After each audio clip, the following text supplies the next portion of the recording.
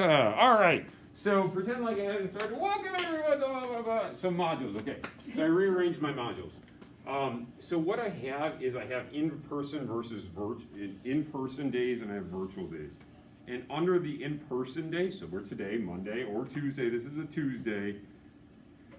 What I've created is kind of like an agenda for the day. It's not 100%. It's to try to give you a basic idea of what we're going to go through today, as well as kind of some links to get you to a few things. So some of the things that we have, that you have today, will be like linked here where we need it. But the thing I wanted to draw your attention to is right here. It says, here's a link to today's in-person lesson. That's what I just started right there. If we're not able to attend, please watch the video below. It says if there is no link below, it'll get posted soon. Okay, so that's what I'm doing right now. Between either my A days or my B days, I'll try to remember to hit record on an iPad for one of the lessons, and it's going to be there. I'm not saying it's going to be perfect. I'm not saying it's going to be riveting. I'm not saying it's something that you should skip. Because if you missed a day of instruction, there's material that was covered in one of our few in-person days that you're missing out on. Okay, so this is my attempt to at least try to get you to hear and to see what we're talking about. Now, I also have to go like this, which is going to be like, I'm smiling underneath the mask, right? And try to kind of get this stuff right. So there's going to be some weird things in there, but I don't really care. But it's also not going to be perfect in terms of like seeing me every single second, but hopefully the intent is you can at least hear and get the gist of what's going on and what you missed. In the event that you aren't able to make it to an in-person instruction day. Okay, so that's something that I'm going to start working on as we move forward. Okay, then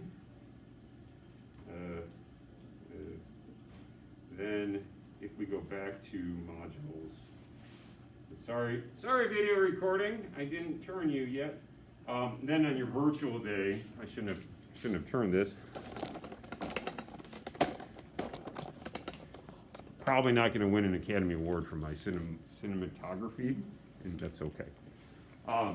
So then like tomorrow on your Wednesday virtual day, things that you should do, speed problem worksheet, which you picked up in the back, and the questions that you picked up on the back that we're going to kind of walk through today. Okay, so I'll kind of keep publishing these things as we go on, but that should give you at least kind of a general idea of what we're doing. So to look quick, I don't even remember, I have too many tabs open. Is there such a thing? Yes, there is.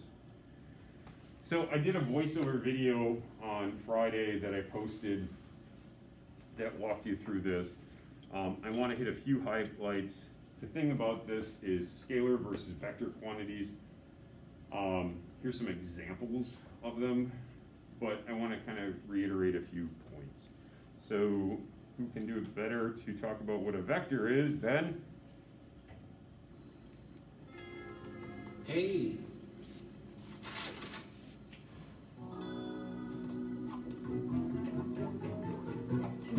I'm applying for a new film loan. Go by the name of Vector.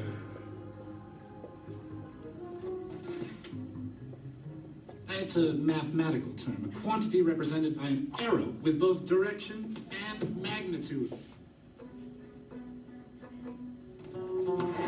Vector! That's me, because I'm committing crimes with both direction and magnitude. Oh yeah! Check out my new weapon. Piranha gun! Oh yes! Fires live piranhas. Ever seen one before? No, you haven't. I invented. You want a demonstration? Oh! Ah! It's so difficult sometimes to get on the back side of it. Oh! Mr. Perkins, you see now? So all I need is money from the bank to build a rocket. And then the moon is ours. Wow. All right. So, vector commits crime with both direction and magnitude. Oh yeah! There. All right. So that was something in that Google presentation of the video voiceover that I did that I talked about the scalar and vector quantities. So when you watch that riveting 15-minute video that I posted on Friday, it did a decent job of talking through these things. So a scalar quantity is nothing more than a magnitude, and a lot of people get hung up on the word magnitude. What the heck is magnitude is? Magnitude means nothing more but then how big is it? So certain quantities are scalar quantities, and it's just a number. Time is an example of a magnitude, like how much time has gone past. Speed, distance, earthquakes are measured on the Richter scale with a magnitude of 5.0. It's just saying like how much did you hear a shake in the process? But it's just numbers. So if I say what is the magnitude of the force, I'm just asking what's the number of the force? How big is the force? That's all we're asking. So don't get hung up on the word magnitude. It's just how big. A vector quantity has both direction and magnitude associated with it. So vector commits crime with both direction and magnitude. Oh yeah! All right, so the idea there is we can take that and kind of apply it to our other examples. So,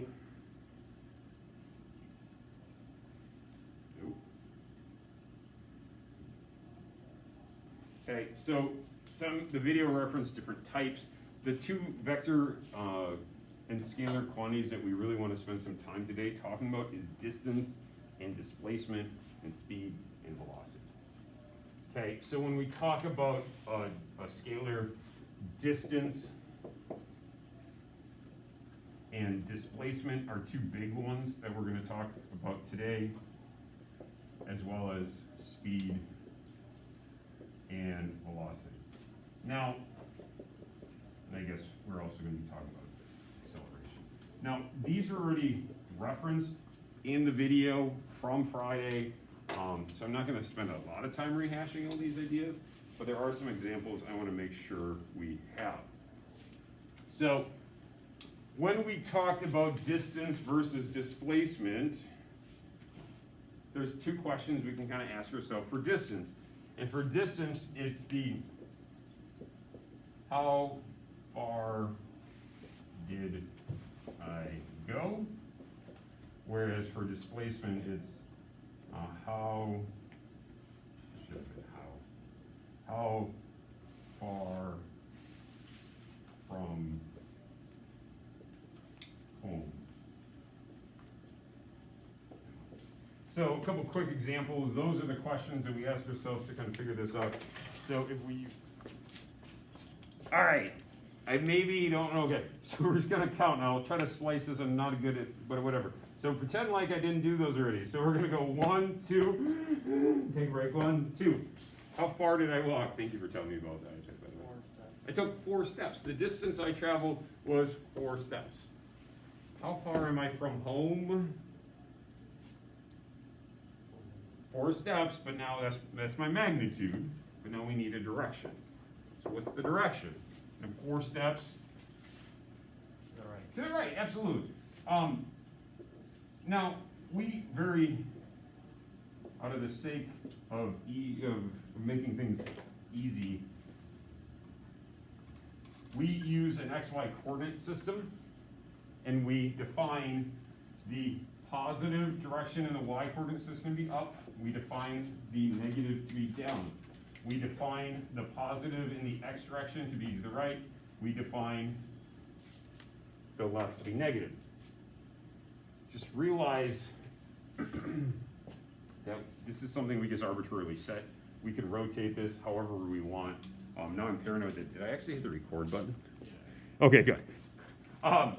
That we can actually define this so like X and Y, but this could be X and Y. If we really want to get crazy, we could call this the X and we could call this the Y. Okay, it doesn't really matter. We just, out of consistency, X and Y. Positive, positive, negative, negative. Okay? So we said 4 steps to the right, but we could have also said positive 4 meters, and that positive would imply the direction, or it gives us the direction. Okay, so let's do another one. If I go 1, 2, 1, 2, 3, distance traveled, how far did I go? How many steps did I take? That's really what we're asking here. I took 5 steps, so the distance I traveled was 5. However, how far am I from my starting location? Almost here, ended here. 1 step to the left. To the left, absolutely. Or we could say it was negative. We could talk the same thing up versus down. Okay, and that's what some of these different examples that I worked through with. You know, that was a 3, 4, 5 triangle. What was the displacement there? So we started here. They went 1, 2, 3.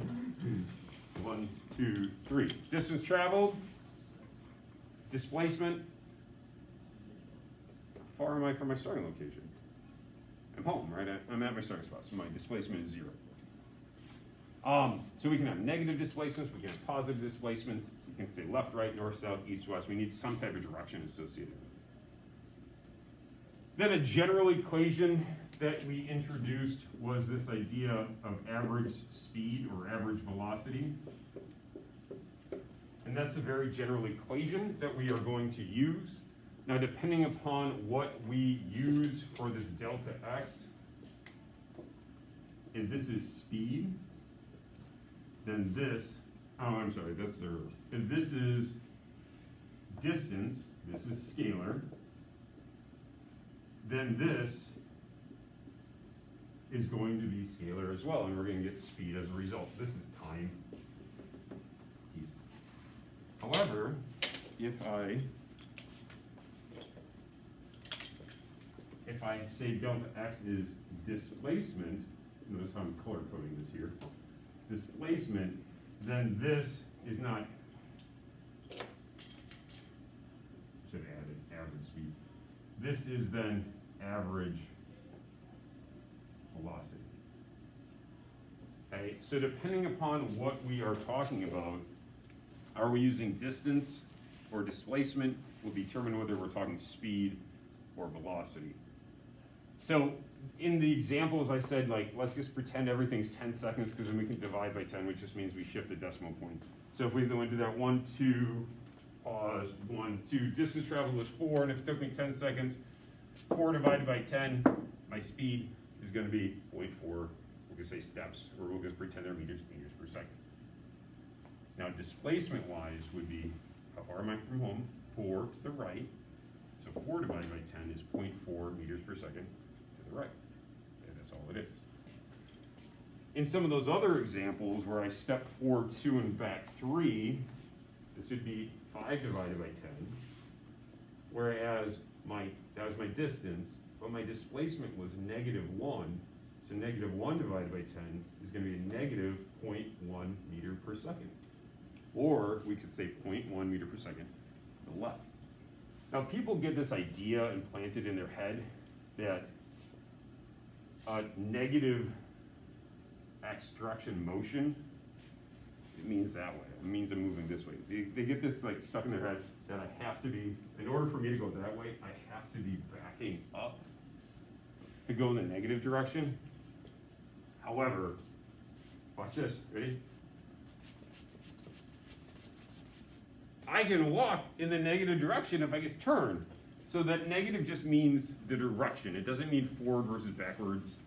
It's just the negatives when we talk about the directions tell me left or down. That's it. It doesn't say forward or backward. It's saying that way or that way. Same thing with acceleration. Same thing with displacement. Oh, or I think I just said displacement. Same thing with velocity. Okay. So if I have some, let's say my speed is 5 meters per second. Okay. If I'm moving at 5 meters per second, that's my speed. My velocity is also 5 meters per second, but it's going to be 5 meters per second with the direction. So when we talk about speed, speed is really just how fast, but when we talk about velocity, it's speed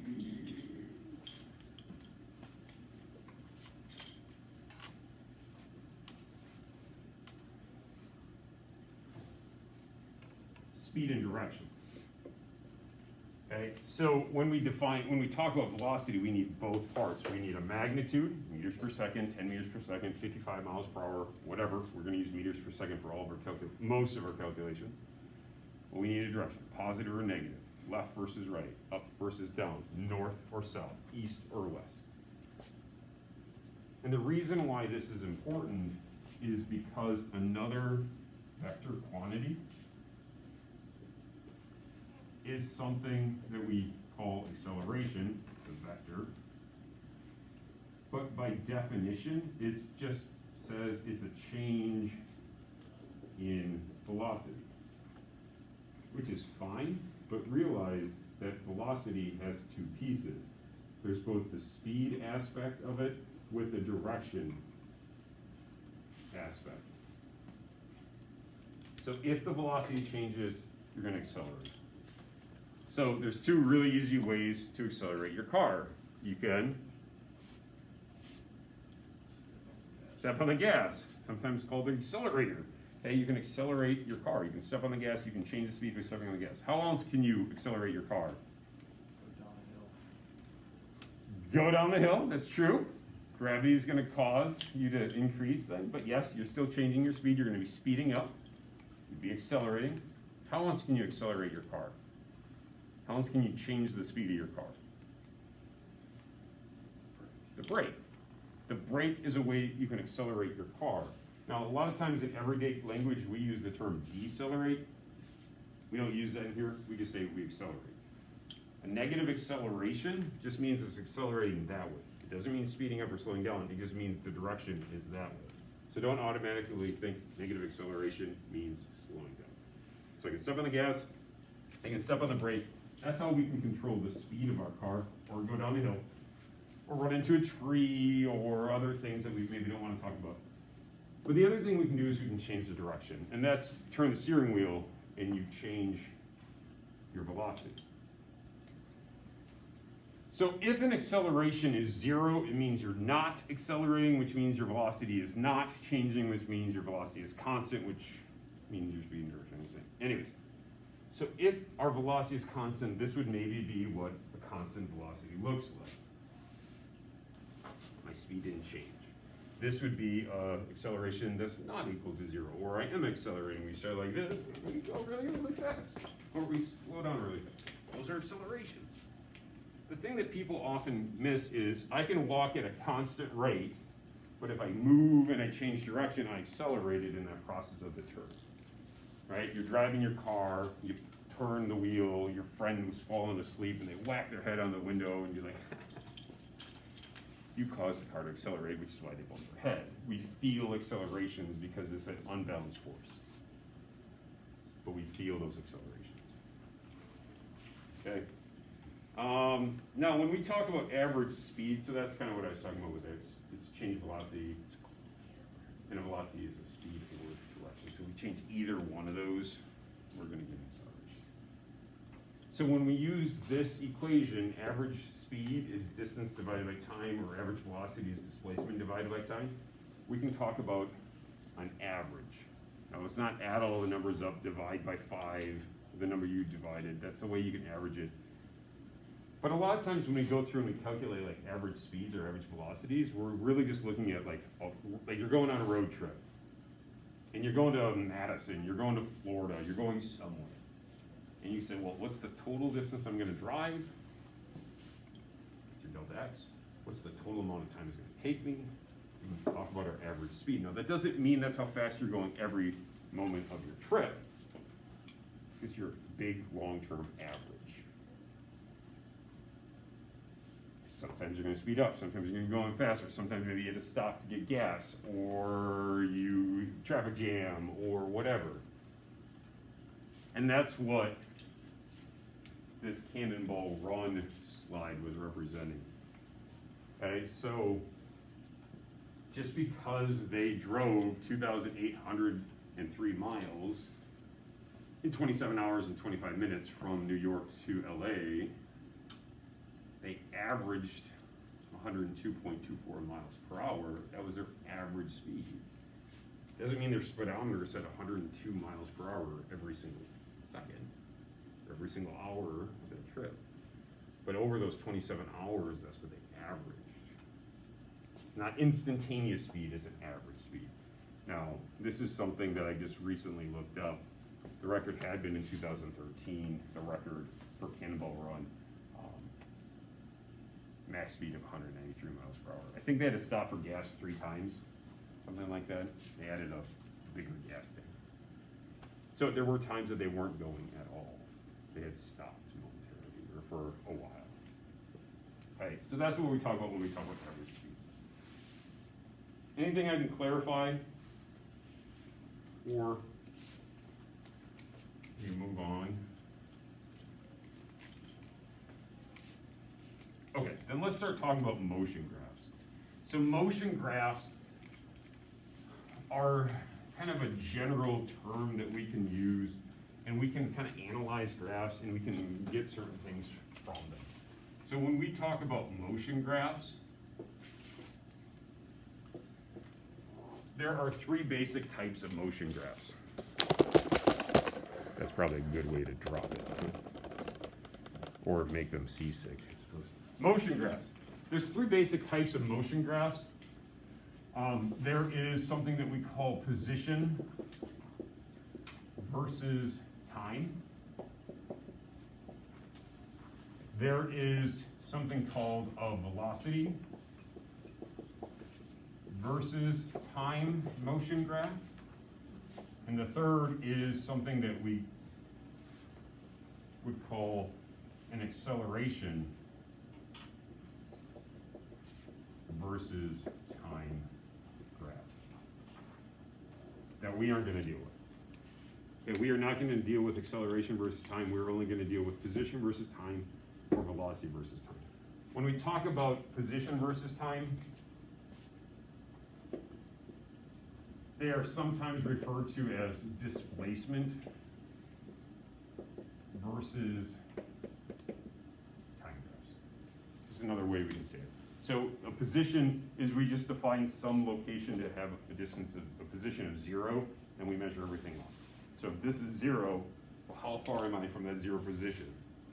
You know, I'm 1 step, I'm 2 steps. Now we don't always have to start at the 0 position. I can start a stopwatch here and I'm 2 steps away. I'm 2 meters away. Start the stopwatch, and now I'm 3, now I'm 2. Okay, so a lot of times when we talk about position, kind of in the back of your mind be thinking displacement. So that's all we're going to be focusing on today is position versus time graphs. But when we talk about a position versus time graph, we have position on our y-axis and we have time on our x-axis. And we're going to be able to look at these things and we're going to get, like, some lines are going to look like that. Some lines are going to go like that. And depending upon what that line does, there's certain things we can pull off of that. We can interpret those graphs qualitatively without actually putting direct numbers in it. We can determine certain things. We can figure certain things out. Now, if we simply look at this, so let's just pretend I had a line like that. Now, when we go through and we find the slope of some line, we want to find the slope between these 2 points. We have that, and we have that, and this is a right triangle. But how do I calculate the slope of the line? In math class, they say, in order to calculate the slope, we say it's blank over blank. We say it's rise over run, right? So rise over run. So in this situation, what variable is represented by our rise? Well, it's our change in position. Or we could say it's our change in position, or it's our change in the x direction, or the y direction, depends if we're going this way, or this way, or this way, or whatever. It's a change in position. And what's our run? Well, that's my change in time. Now, if position and displacement are kind of interchangeable words, then what is displacement divided by time? From that equation over here, that gives us velocity. Okay? So when I will ask this many times, or I will say this many times, the slope of a position versus time graph is going to tell us the velocity of that object. Now, if we actually knew numbers, we could pull actual numbers from the slope and get actual numbers for the velocity. But that's not what we're gonna start by looking at. We're gonna start looking at some general trends. So, of the worksheets that you picked up today,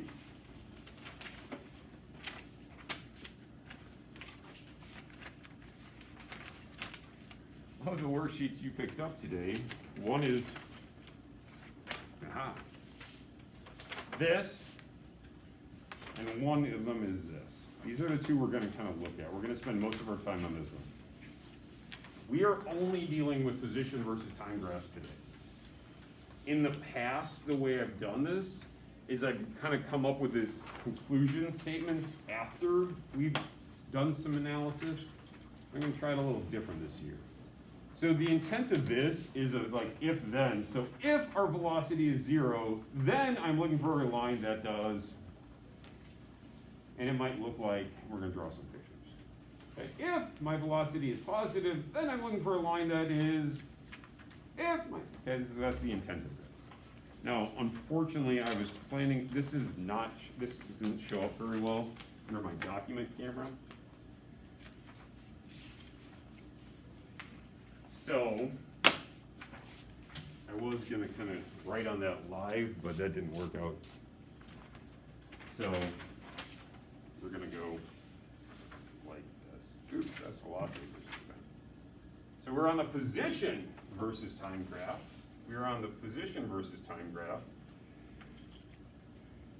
And you might note that I put position versus time. The slope tells me the velocity. There's two sides of your graphs, right?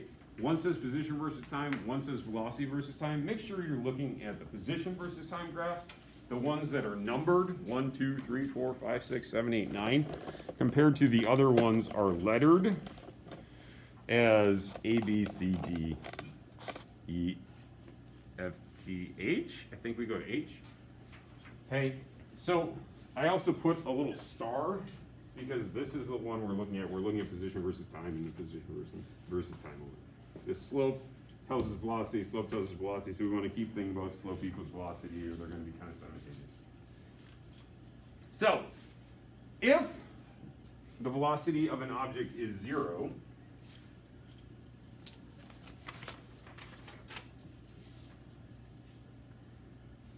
if my velocity is 0 and slope tells me velocity, if my velocity is 0, what does that tell me about the slope of my line? It must be 0. What does a slope of 0 look like? What do you mean by that? Flat, right? Horizontal, there's no rise, there's no run, right? So there's gonna be, it's a horizontal line, it's flat, the slope is 0. Those are some kind of descriptor words that we could use that we're physically gonna be looking for a line that looks like that, okay? So we are going, when we have a velocity that's 0, remember slope and velocity are kind of one and the same. So my velocity is 0, my slope is 0. If my slope is 0, it's flat. If my slope is 0, it's a horizontal line. It's like this, not vertical, that has an undefined slope. And we aren't going to mess with that. That'd mean like it's approaching infinity, like a vertical asymptote. Yeah, so we aren't going to mess with that. Now, if we look at our 9 graphs, graph 1, 2, 3, 4, 5, 6, 7, 8, 9, how many graphs do you see that have a slope of 0 or a flat? What's that? Right, there's 1. Okay, and that's what letter? Graph 5. Right, that's a slope of 0. What does that mean that object's doing? It's doing this. Now, the position is not at 0, so that just means like the wall is 0 and I'm standing here and I'm still that far away. That's all that's it. Okay, so what does a graph like that look like? It looks kind of like that. So I just very kind of crudely tried to draw an XY coordinate system and then a flat line. My line wasn't very flat, that's why the whiteout is there. And I apologize for the iPad, it might be in the way. I'll try to keep it up a little. Is that better? Okay.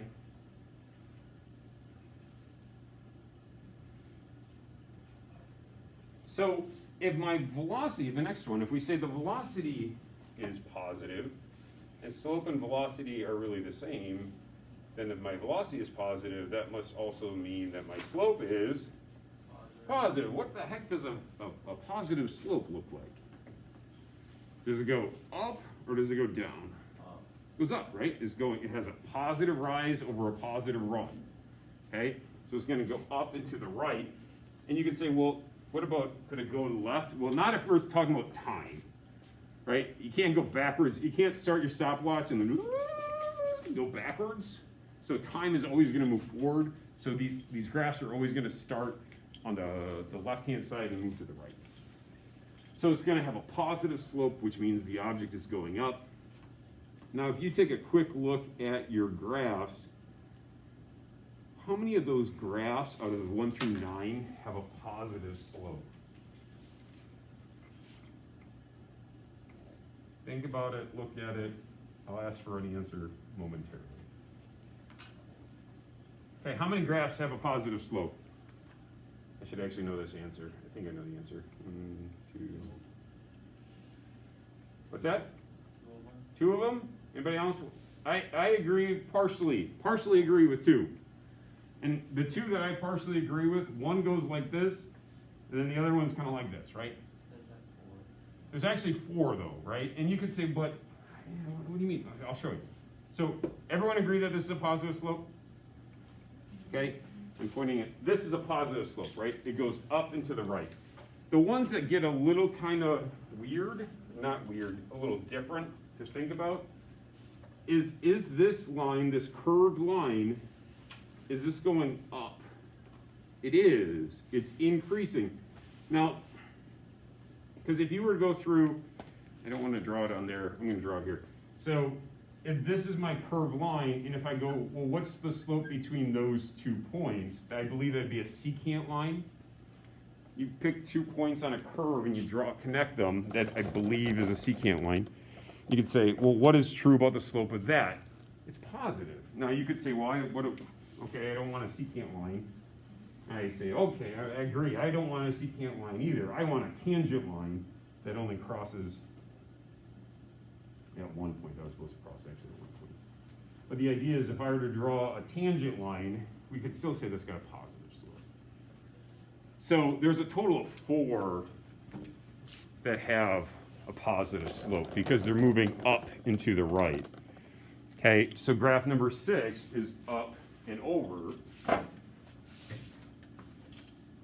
Is number 9 moving up and over? Yes. It also is. So number 9 also has a positive slope. It's not often what we think about for a positive slope. So when we say, what does it look like? Well, there's really 3 different types. Linear. Then we have 2 curved. And just calling them curved is good enough for me. Is that a power curve? I don't know. Is that, I don't even know what else that might be. Half of a parabolic curve? I don't know. I don't care. They're curved. That's all I care about. So positive velocity means they have a positive slope, and all it means is going up and it's moving over. Okay, so what is a negative velocity? Well, it's going to look pretty darn similar, except for in the opposite direction. A negative velocity means it has a negative slope, which means overall your line is going downwards. It's going down and over. It's going down and over. It's going down and over.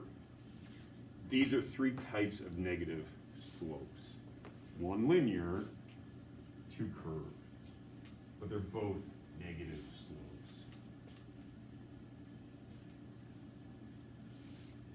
So velocity is positive if it goes up. Velocity is negative when it goes down. I'm sorry, when the slopes go up, when the slopes go down. Or the lines go up. Or the lines go down. All right, so there's a big dark line, because this is kind of like a new question set, kind of. So if we say the velocity of something is constant, and if we say the velocity is constant and slope and velocity are one and the same, if my velocity is constant, what's going to be true about the slope of my line then?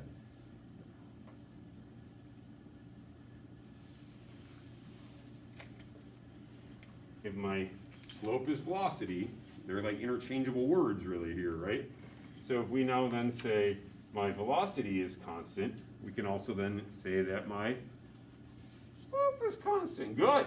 And what does a slope that's constant look like? It looks like a straight line. It's linear. A straight line has a constant slope. The slope of that line doesn't change. What does it mean if an object's velocity is constant? It means it's maintaining a constant speed and a constant direction. It is not accelerating, or we could say the acceleration equals 0. That's something we'll get to. So what do those lines look like? Well, there's 3 different straight lines. What kind of slope is this? Positive, negative, or 0? Positive, good, positive. Whoever said that, you're right. That's positive. No, pretend my line is actually straight and doesn't have a little weird bump in it. This is also a straight line. It's negative. This is also a straight line, but the slope is 0, right? It's 0, positive, and negative. Those are the 3 types that we have. We have positive velocities, we have negative velocities, or we have no velocities.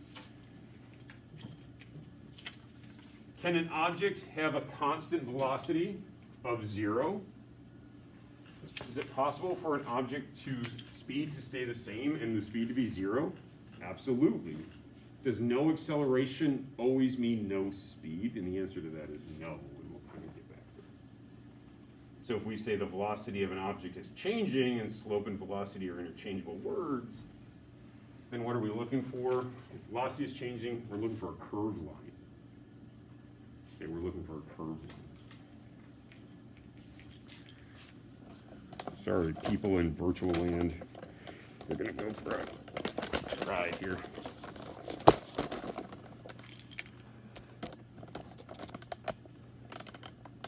Yeah, is that more helpful for you guys?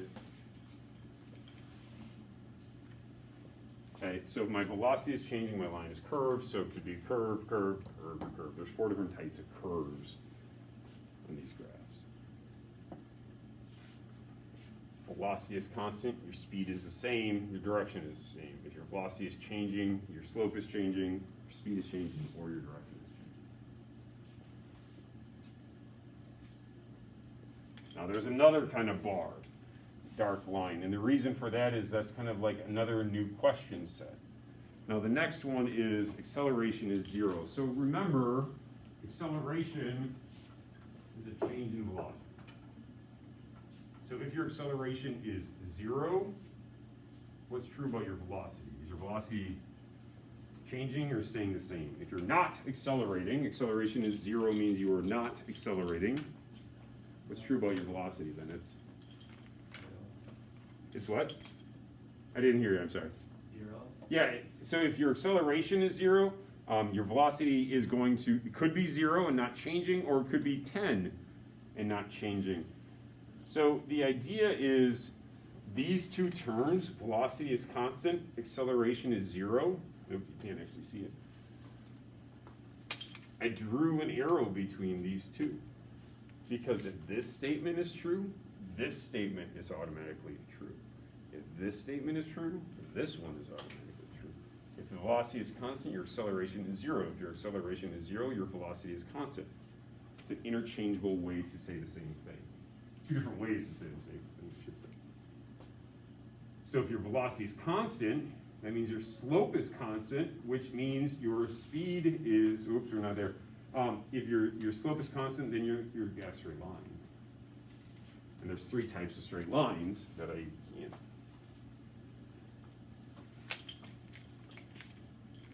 Almost got it. There's 3 types of straight lines, positive, negative, and a 0. It's the exact same as this. Acceleration is 0, or we could say acceleration equals 0 is another way that can be said. Or we could say it's not accelerating, and we're looking for straight lines. Whereas if your acceleration is not 0, I'm assuming you've seen that symbol in math. It's an equal sign with a slash through it, simply means not equal to 0. So if your acceleration is not equal to 0, That means the object is accelerating. It has some value that is not zero, which it is accelerating. What does that mean? If it is accelerating, that means your velocity is changing. If your velocity is changing, we're looking for curved lines, and there's 4 different types of curved lines that we can look for. All right. 3 more points, and then we just gotta talk quick about the homework and we're good. Okay, so we might be here till 42, but I'll try to get us out a little bit before that.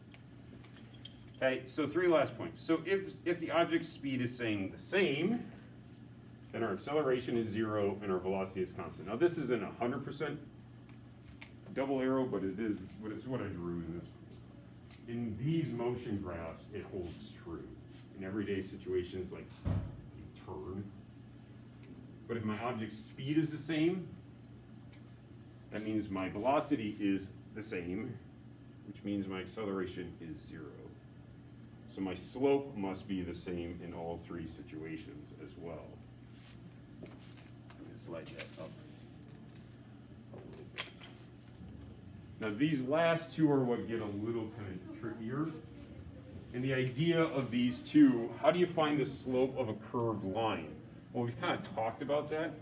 So what we're really looking for is we're looking to determine whether our slope is getting bigger or our slope is getting smaller. So if the object is slowing down, our line is getting flatter. And if we kind of use my white piece of paper with stickers, we can say, hey, look, that's the slope of that line at that point right there. But as time moves on, what happens to the slope of that line? It gets flatter and flatter and flatter. My slope gets smaller, therefore my velocity is getting smaller. It's slowing down. The opposite is also going to be true then for if it's speeding up. My slope is going to be getting bigger. So it was flatter, and now it's getting steeper and steeper and steeper and steeper. It was relatively flat, and it gets steeper and steeper and steeper and steeper. Okay, while you jot those last things down, I just briefly want to discuss your virtual day assignment. They're all on the back table. One of them is called speed problems. You're using this equation to calculate speed. Show your work. There's like 5 problems, I think 6 calculations. That's going to take you not very long. Submit a picture, assuming you're doing a picture hard paper copy. Submit a picture. The other one is called position versus time graph questions, I believe it is. And notice it says graph 1 questions. Go with graph 1 on the chart. Make sure you're looking at graph 1, not graph A. Okay, so there's 9 different graphs for you to answer a series of questions. You can say, boy, these seem a little repetitive. They are, but these are the questions you're kind of asking yourself to interpret this. This sheet probably is going to be helpful in kind of walking you through it. If you look on the back of that page, all of the answers, once again, are posted. So just writing down the answers is not the key to that assignment. Making sure you understand it. So let me know what I can do to help. If you weren't clear on what the virtual days lessons are, they are posted in the to-do list for tomorrow as well. If you have questions, please stick around and I'll clarify that for you. Have a great day, everyone.